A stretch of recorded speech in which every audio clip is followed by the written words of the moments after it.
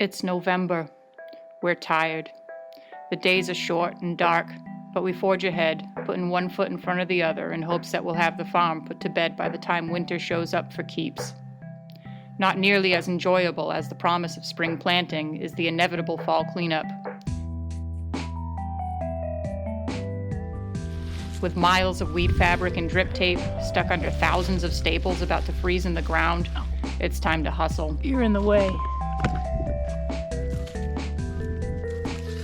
Back up. Well, slowly hustle. We do take more time for ourselves once the stream of customers slows down to a trickle. Shout out to the white-tailed deer of Maine for ruining our whole Brussels sprout crop. I don't mind. Another stick. Another stick. Oh! Matt has been spending late afternoons out hunting for his buck. You sound like an old uncle with indigestion.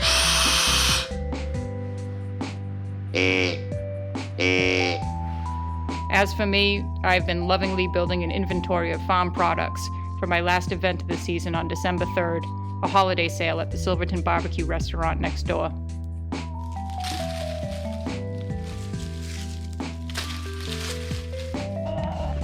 The integration of the spring hatch went well. Everything's pretty peaceful out in the sunny coop.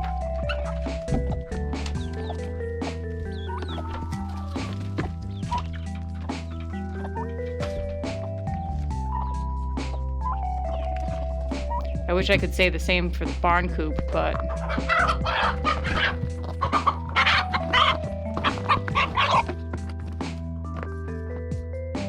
Smalley, please be nicer to Cody.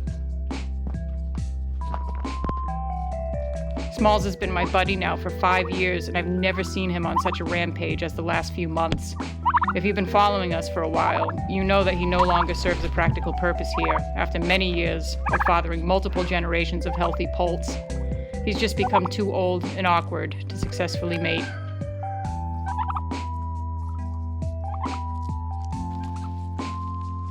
I just can't seem to bring myself to do anything about it, though. If we're to continue breeding bourbon reds, I know I have to. I'm trying to muster it up, but I can't. I feel like the worst farmer ever.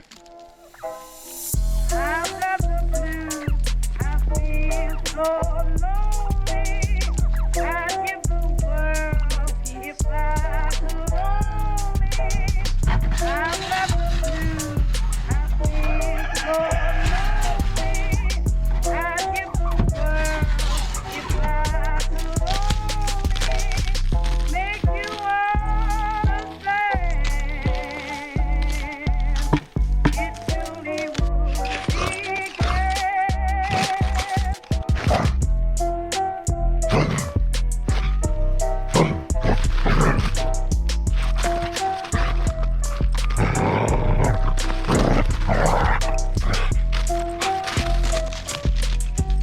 Vicious.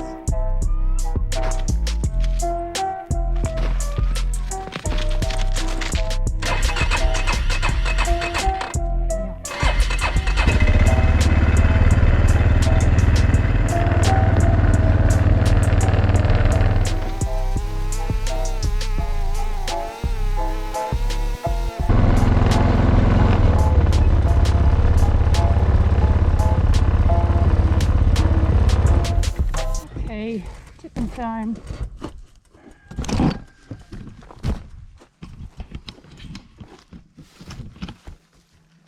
Oh, come on, that was on.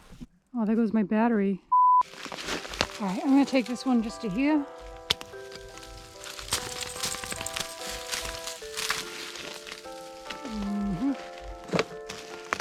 And if I was tipping commercially, they'd want it all the way to here.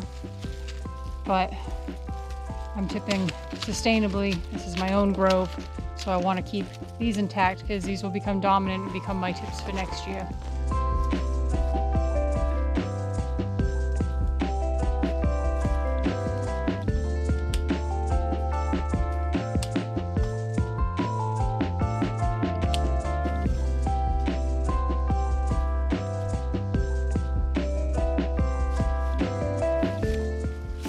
much.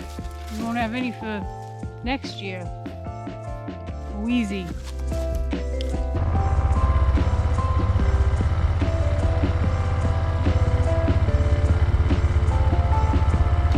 Up, I don't want to go get a ladder.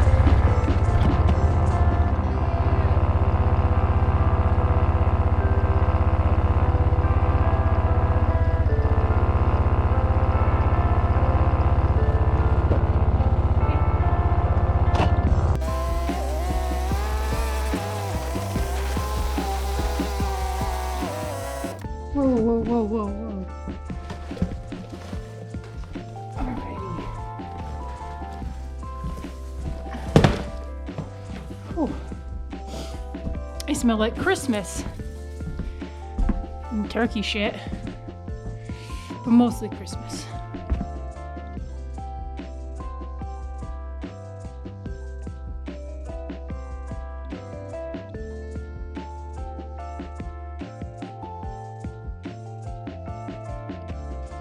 I'm gonna show you how to make a wreath when Matt gets off the phone with his boyfriend. Okay, Maddie went outside. Alright, so we're gonna start. A few wraps to make your hanger.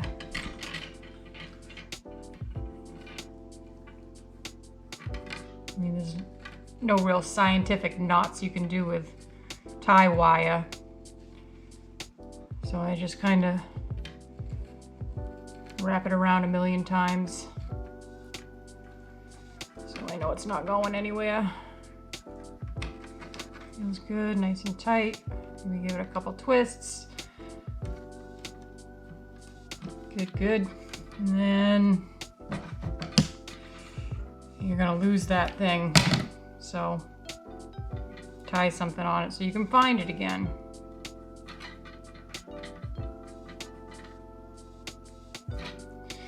Alrighty, next push it to one side. These are a pain in the ass. Try and keep them wound pretty close so they don't unravel on you. You got your balsam tips or whatever evergreen you decided to use, and you don't have to use as much balsam as I do. I like to use a lot. I like to make these really fat, luxurious, thick wreaths. So I tend to double them up like that. It's kind of the shape that you're going for. You see that? And then maybe the first one, a couple extra good wraps. And we're gonna make this double-sided, so flip. Next. If they're a little tall, I like to cut them down and shrink them in some.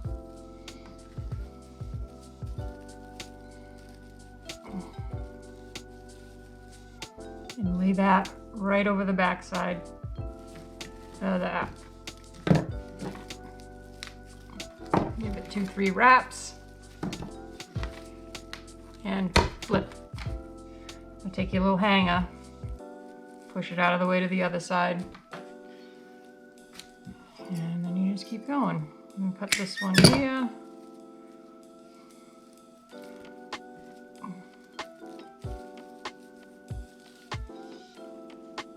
And you're gonna overlay this.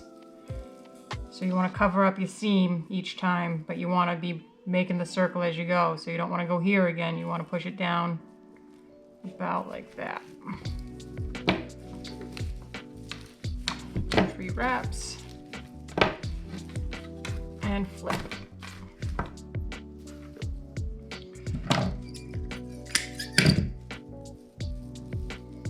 That one's a little skimpy. Add a little to it.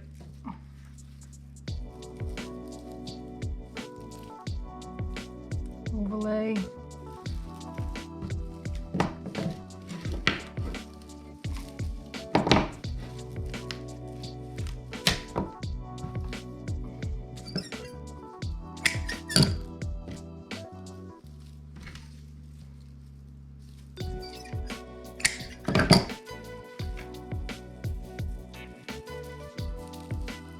nice.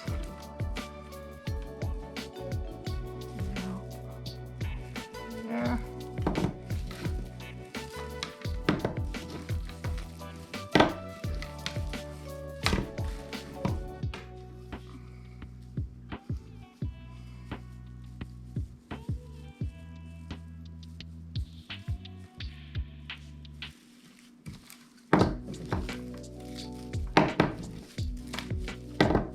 I'm pulling tight, but you'll find out someday you can over pull this wire. It'll just snap on you. I feel like it keeps getting thinner and thinner every year too.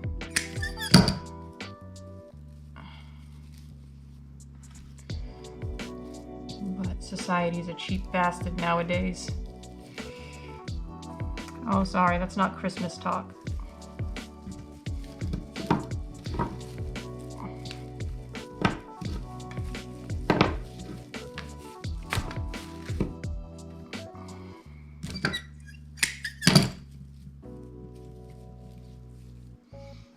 It's a little skimp. I'm gonna add this thing in.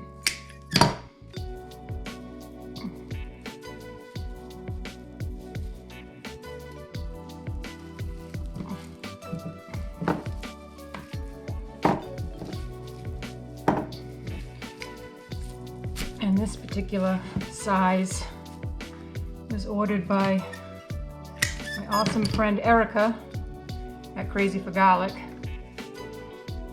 And so we want to make it as lovely as she is. And she ordered 7 of them, one for each of her barn posts. That looks good right there.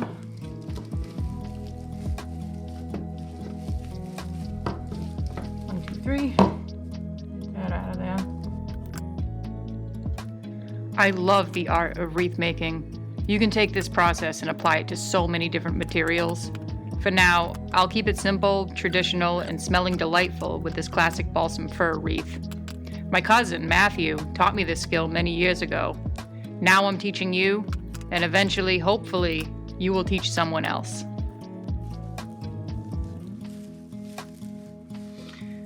All right, here's the bitchy part. Make sure your hanger's out of the way. You gotta start working at tucking these under your original.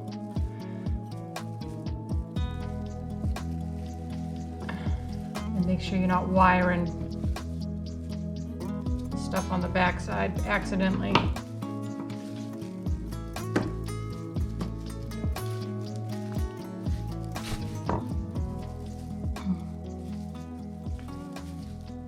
Play our cards right. This will be the last one on this side. See, that's the last part of the ring we got to cover.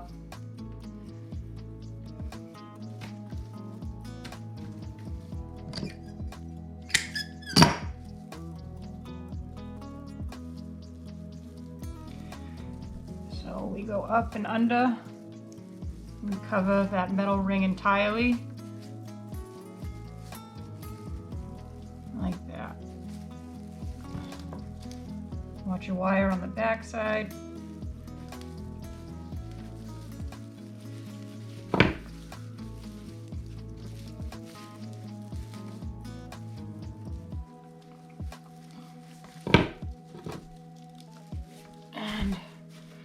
And this will be the last one on this side.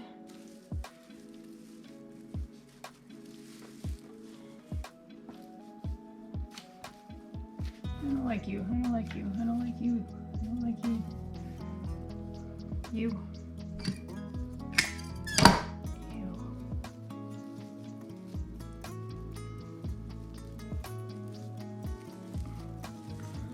All right, get this all tucked in under those.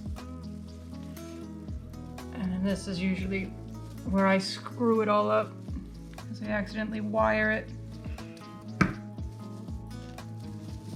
shut on the back side. Well, that went better. Okay, I gotta tie it off. My little tin snippies.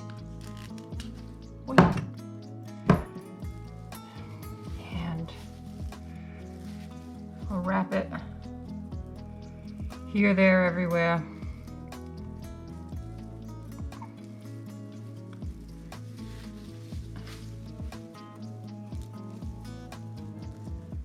Basically just trying to hide it without making a pointy thing someone can cut themselves on.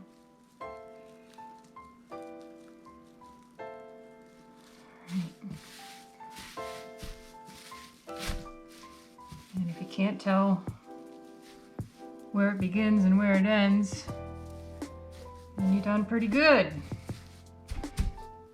So now we go hang this up and we OCD it to death. You can see what you're doing better once it's hanging up. And first thing I want to do is I want to trim back and make sure you can actually see the hole in this center, which when you do bigger rings, this really isn't an issue. It's only more of an issue on these little guys. But they're wicked cute, aren't they? Special shout out to my cousin Matt. Taught me how to do this many, many, many years ago when we first moved to Maine. And it looks pretty good. Oh, little tussle. Puff it up nice. See how it looks from the other side. Always seems like one side comes out better. Yeah, what do you think? I don't know. I like the other side better.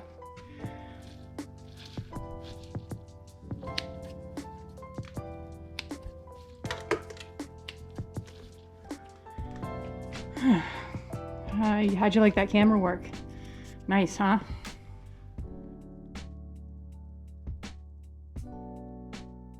Oh, you guys all came out. You got snow. You got snow on your beak. That's really cute. Oh, silly bird.